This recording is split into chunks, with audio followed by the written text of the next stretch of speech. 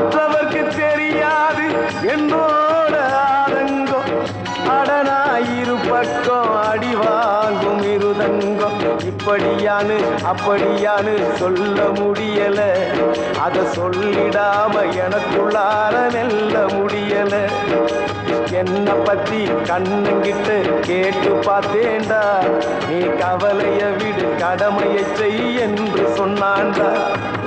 சரியா தப்பா செய்யறது சரியா தப்பா, நல்லது எது கெட்டது எதுன்னு தெரியலையப்பா, எனக்கு புரியலையப்பா.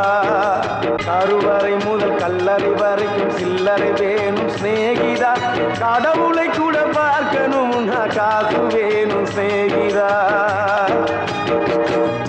சரியா தப்பா செய்யறது சரியா தப்பா, நல்லது எது கெட்டது எதுன்னு தெரியலையப்பா.